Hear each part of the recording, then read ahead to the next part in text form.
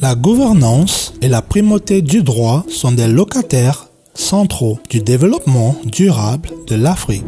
Avec les immenses défis souvent posés aux valeurs et principes démocratiques en Afrique, la nécessité d'un cadre normatif directeur se fait jour. La Charte africaine de la démocratie, élection et gouvernance (ECDEG) est un instrument juridique unique principalement axé sur la garantie, la promotion et la protection de la démocratie, de l'état de droit, des élections, de la gouvernance et des droits de l'homme, tout en favorisant un environnement propice à la paix et le développement socio-économique.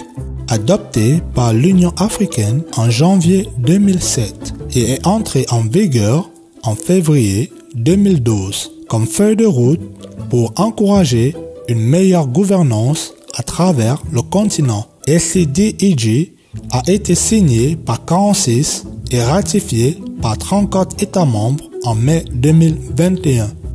En route, l'architecture de gouvernance africaine et le mécanisme africain d'examen par les pairs sont les organes de rapport sur les progrès du traité aux chefs d'État. Quel est donc le but pratique de l'ECDEG? Eh bien, dans un exemple réel, la charte est tout à fait utile pour assurer une pratique démocratique durable et guider les pays qui traversent des transitions démocratiques difficiles pour revenir et négocier un retour à l'ordre constitutionnel pendant les périodes tendues ou litigieuses.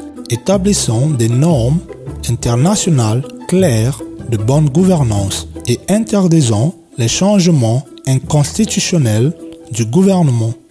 La revendication d'une démocratie transparente à travers le continent, associée au pluralisme politique, au respect des droits de l'homme, à la responsabilité officielle et à la participation populaire sont tous les piliers de l'ECDEG et contribueront à la réalisation des SDG 16 et de l'agenda 2063 Aspiration 3. Une Afrique de bonne gouvernance, la démocratie, le respect des droits de l'homme, la justice et la primauté du droit. La reconnaissance et l'adhésion à la charte est maintenant la responsabilité de tous les gouvernements, la société civile et chaque citoyen à travers le continent qui ont finalement la responsabilité de mise en œuvre et d'exécution afin de protéger tous nos droits démocratiques et de créer l'Afrique que nous voulons.